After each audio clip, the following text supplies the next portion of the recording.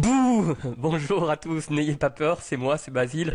Bon, je vais vous présenter une nouvelle vidéo avec une petite nouveauté puisque vous allez pouvoir voir ma petite tête qui va s'agiter. Quand je donnerai des explications, ça va mettre un peu plus de punch à la vidéo. Alors moi, je suis un traceur. Je vais donc chercher à représenter des alignements, des directions, des lieux importants sur ma carte de France. Alors, l'un des moyens, c'est d'essayer de construire un chemin virtuel constitué de droites successives à partir des éléments du bouquin.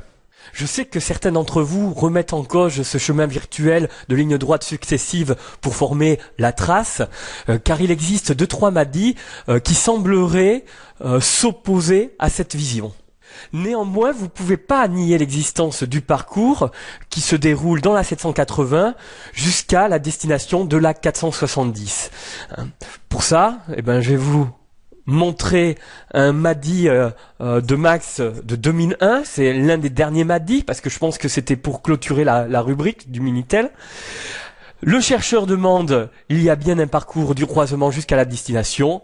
Oui, bien sûr.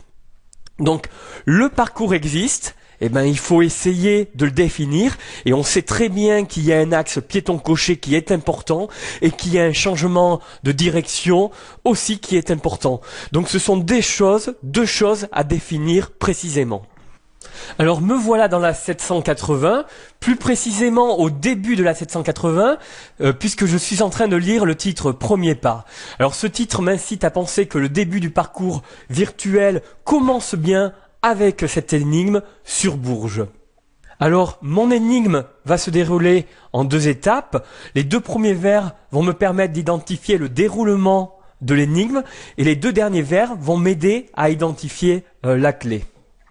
Alors, pour les 2 premiers vers, où tu voudras par la rosse et le cocher est une invitation à se diriger vers la rosse et le cocher.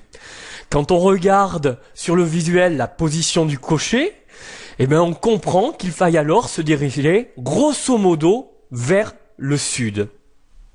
Alors, pour m'aider à visualiser cette première partie de parcours, je vais utiliser le logiciel Map Annotation, et je vais simplement, à partir de Bourges, tracer une droite, grosso modo, vers le sud. Alors, attention tout de même, j'ai représenté un axe piéton-cocher, mais je rappelle qu'à cet instant, on est incapable de définir précisément cet axe piéton-cocher. Où tu voudras, futur. Alors maintenant, je vais utiliser les 2 derniers vers de la 780 pour m'aider à identifier et à comprendre la clé de passage entre la 780 et la 470. Mais avant de vous définir la clé de passage 780-470, je vais vous parler de généralité sur les clés de passage avec des MADI. Alors déjà avec ce premier MADI, on peut savoir que la clé de passage d'une énigme à l'autre provient de la première des 2. Je pense que ça, tout le monde l'a admis. Seulement, ça ne veut pas dire qu'il faille bourriner dans une énigme jusqu'à ce qu'on trouve un truc et qu'on trouve ce truc sympa pour dire que c'est la clé de passage. Les clés de passage, ça ne se cherche pas comme ça. Alors, de suite, je vais vous montrer un deuxième MADI pour vous montrer qu'on ne cherche pas une clé de passage en ne faisant pas attention à l'autre énigme. La clé entre 2 énigmes est-elle indépendante de ces énigmes? La réponse de Max est elle n'est pas indépendante puisqu'elle vient des énigmes. Pour trouver une clé, il faut travailler avec les 2 énigmes. Allez, un autre petit MADI sur les clés.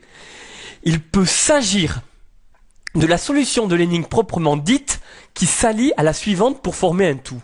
Là encore une fois, il faut avoir une idée des 2 solutions pour faire une sorte de ciment, une sorte d'alliance pour former ce tout.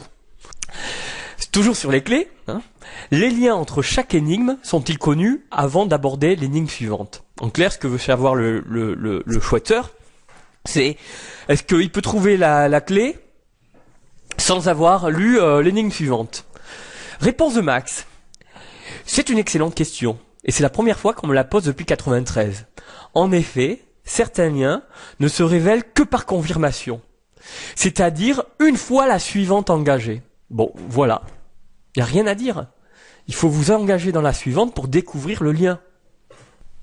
Alors, je vais revenir sur ma carte de France. On retrouve mon axe piéton coché grosso modo, mon parcours virtuel sur lequel l'un des personnages importants se déplace.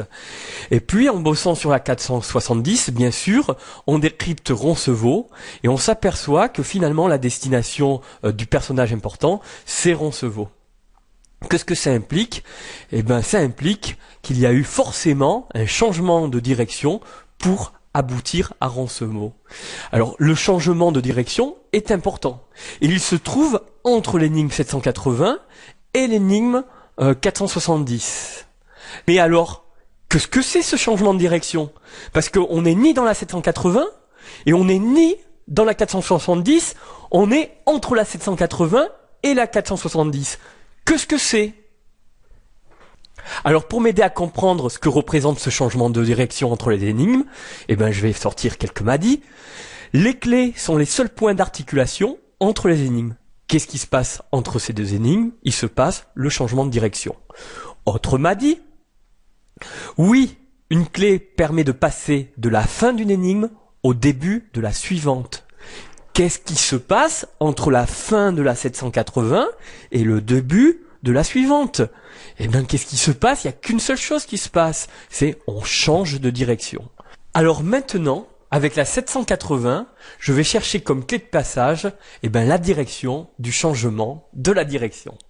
Le changement, c'est maintenant. À l'intérieur de la boussole, on peut y voir une droite marquée ici. Tac.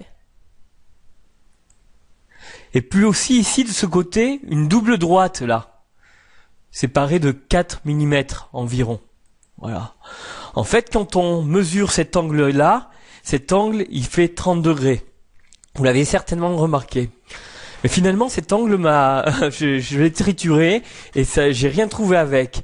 En revanche, moi, ce qui m'intéresse, c'est que je dois chercher une direction allant vers le sud-ouest. Et quand je regarde ces deux droites-là par rapport à l'axe piéton, là, ici, j'ai un angle de 120 degrés. Alors ça, c'était par la boussole. Maintenant, je vais essayer d'utiliser le pied. Alors pour utiliser le pied, j'ai compté le nombre de pieds de chaque verre, donc 4, 7, 4, 7. D'ailleurs, le 4 et le 7, on le retrouve à l'intérieur de la boussole. Et en fait, si on fait 4 pieds d'un côté vers le sud et 7 pieds vers l'ouest, on retrouve ce fameux angle de 120 degrés. Arctangente de 4 sur 7, ça donne 30 degrés, mais l'arctangente, la solution, c'est plus ou moins 90, donc 30 plus 90, 120 degrés. Donc par le pied aussi, on retombe sur l'angle de 120 degrés. Alors qu'est-ce que ça va donner sur la carte maintenant? Sur ma carte, je vais effectuer le changement de direction de 120 degrés par rapport à l'axe piéton coché. Regardez la droite qui m'intéresse. Je sais qu'au bout de ce changement de direction, on doit aboutir à la destination. Donc je vais faire passer ce changement de direction par la destination. Roncevaux. Voilà. Maintenant, je vais m'intéresser à un MADI. Le MADI suivant nous dit: la 780 ne donne en effet qu'une direction générale, laquelle sera affinée par la 470. Dans mon jeu, la direction générale qui me sert de clé dans ton bout se trouve la destination, et le changement de direction que j'ai affiné en le faisant passer par la destination Roncevaux. Un autre MADI du même genre: dans la 780, l'un des personnages prend une direction générale, laquelle se précise dans la 470. Max insiste de nouveau, la direction générale doit être rendue précise dans la 470. Du coup, j'ai quand même un problème dans mon raisonnement. Souvenez-vous, quand j'ai positionné mon axe piéton coché, je l'ai positionné grossièrement vers le sud. Il a une marge d'erreur. Donc du coup, si l'axe piéton coché n'est pas précis, mon changement de direction n'est pas précis. Donc je vais aller chercher de nouveaux éléments avec la 470 pour rendre précis mon changement de direction. Le visuel de la 470 peut m'aider à comprendre la clé de passage 780-470.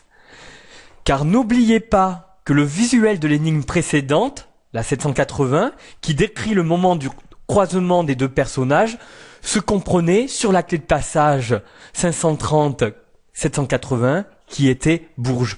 Alors pourquoi pas celui-là? Autre détail,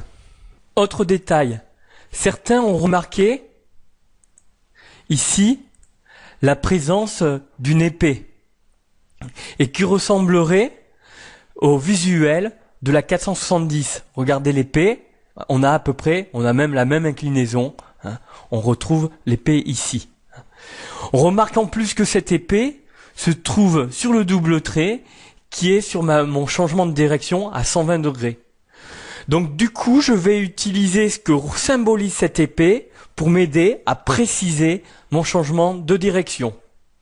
Alors maintenant, tous les chercheurs connaissent bien la légende de Durandal, où Roland, dans les Pyrénées, ne voulant pas que son épée soit prise par les méchants sarrasins, la lança loin, avec l'aide bien sûr de l'archange Saint-Michel, la lança loin dans le rocher se planter dans le rocher de Rocamadour. Elle est là.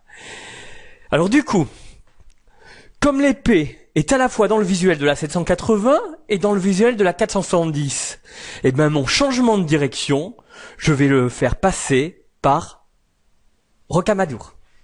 Je vais donc faire passer mon changement de direction par Roncevaux et Rocamadour. Voilà ma direction clé. Pour qu'elle valide mon axe piéton coché, je dois respecter l'angle de 120 degrés. Donc je vais tracer maintenant, je vais corriger mon axe piéton coché. Mon où tu voudras devient cette fois-ci